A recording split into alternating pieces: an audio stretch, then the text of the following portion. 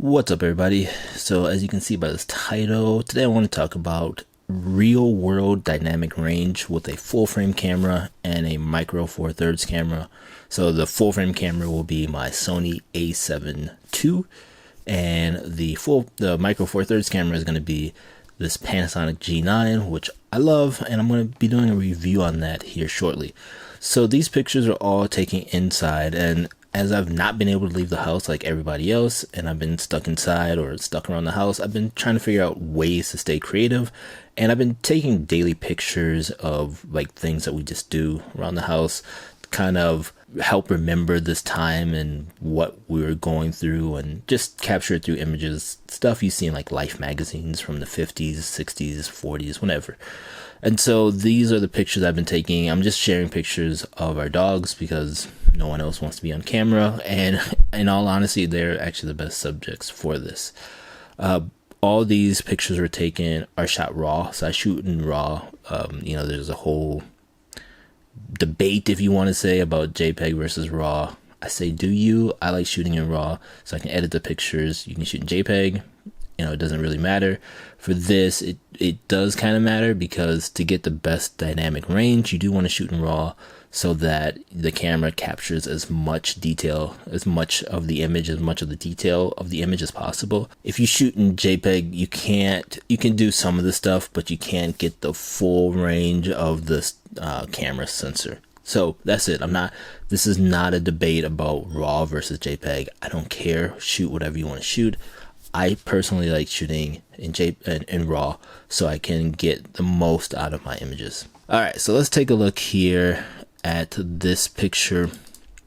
This is a picture of our dog, our beagle, and this is something that he loves to do, and this is something that I've been trying to capture as much as possible. Is he will find where the sun is around the house, and he loves laying in it. Wherever the sun is, that's usually where he's at, and he's really good at moving his mat that you see here into the area where the sun is. So I'm always taking pictures of him laying down, hanging out in the sun.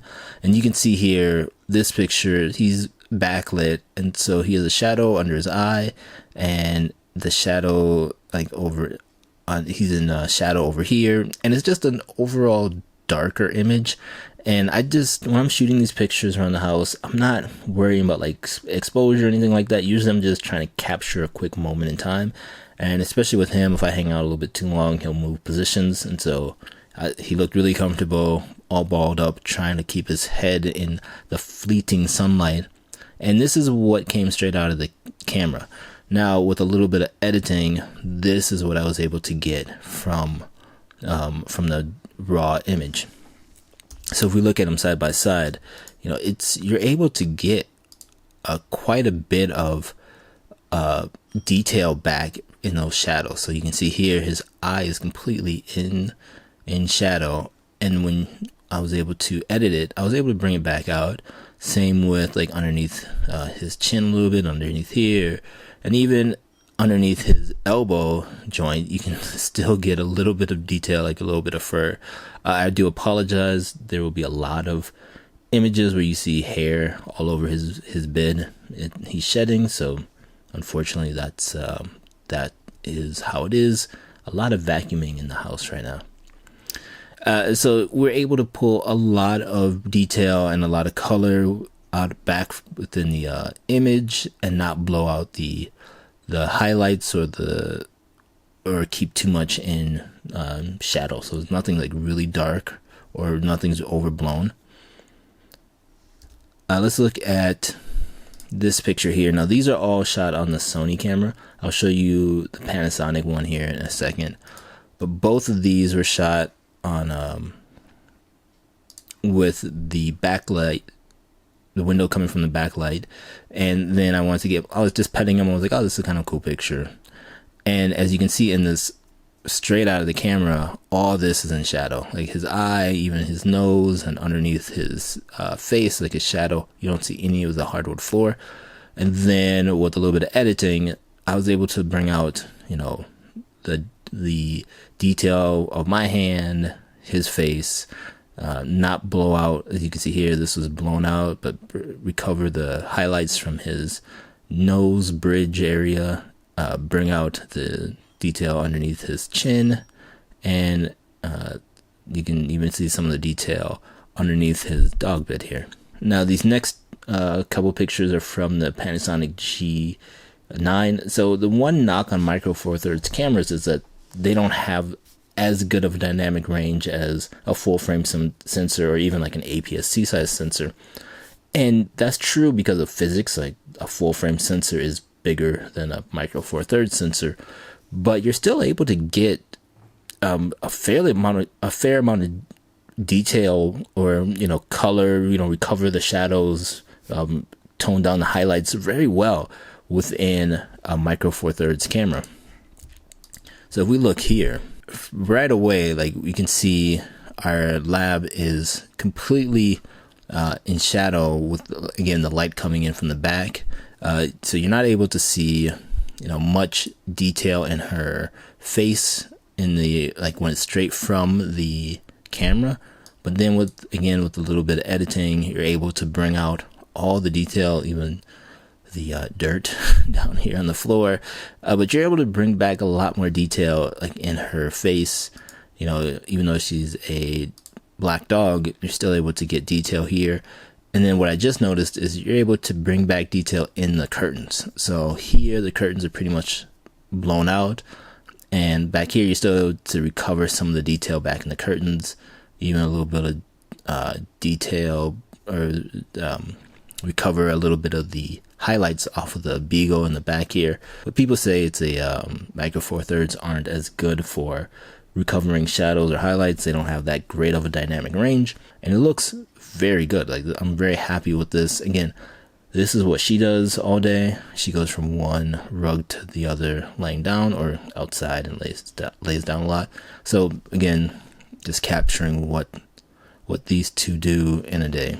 And then the last one here is also from the Panasonic G9. Beagle is in shadow, in direct sunlight, and then so strip of shadow here, sunlight, and here you can see where like his feet are completely blown out, parts of his body here is completely blown out, and then all this is completely in shadow and dark, so you can kind of see it but not really.